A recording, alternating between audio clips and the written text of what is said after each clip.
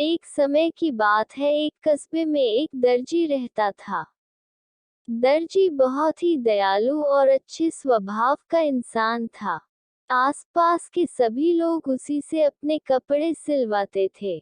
एक दिन कहीं से एक हाथी आया और दर्जी के पास आकर खड़ा हो गया। हाथी को अपने पास खड़ा देखकर दर्जी ने खाने के लिए कुछ फल हाथी को दे दिए। फल खाकर हाथी बहुत खुश हुआ और वहां से चला गया। दूसरे दिन हाथी फिर दर्जी के पास आकर खड़ा हो गया। दर्जी समझ गया कि हाथी को फल खाना है। दर्जी ने फिर कुछ फल हाथी को दे दिए। हाथी इस बार भी फल खाकर वापस चला गया। अब हाथी प्रतिदिन दर्जी के पास आता और उसकी दुकान के सामने खड़ा हो जाता। दर्जी उसे कुछ फल दे देता जिन्हें खाकर वह वापस चला जाता था। यह सिलसिला कई दिनों तक चलता रहा।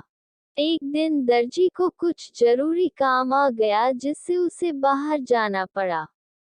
बाहर जाने के पहले दर्जी दुकान पर अपने लड़के को बैठा गया और उसे कुछ फल दे दिए और जाते जाते बोल गया कि जब भी हाथी आए तो उसे यह फल खिला देना।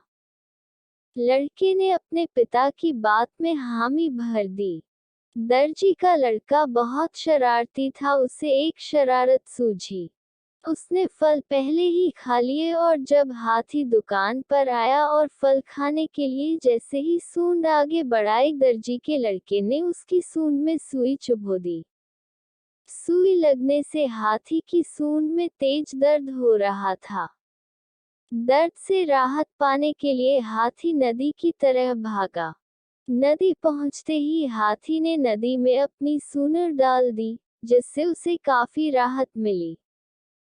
हाथी गुस्से से आग बबूला हो रहा था और किसी भी तरह दर्जी के लड़के से बदला लेना चाहता था।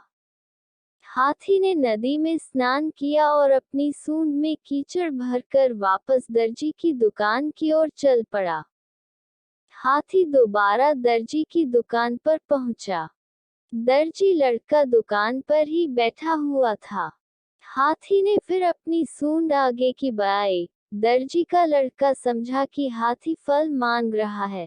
उसने सुई उठाकर जैसे ही हाथ आगे बढ़ाया, हाथी ने अपनी सूंड में भरी हुई सारी कीचड़ दर्जी के लड़के के ऊपर डाल दी, जिससे दर्जी का लड़का पूरा कीचड़ में खप गया। साथ ही दुकान में रखे हुए कपड़े भी खराब हो गए।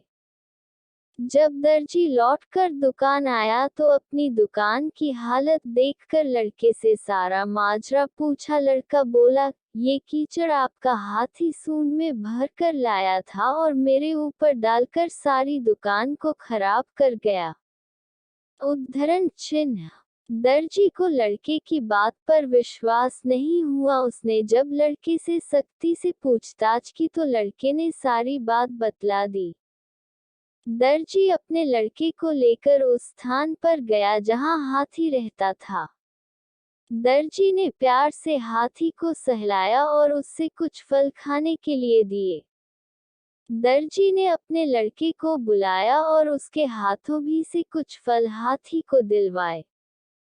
फल खाकर हाथी का गुस्सा शांत हुआ और उसने दर्जी के लड़के को क्षमा कर दिया। फल खाकर हाथी का गुस्सा शांत हुआ। दर्जी के लड़के और हाथी की भी दोस्ती हो गई।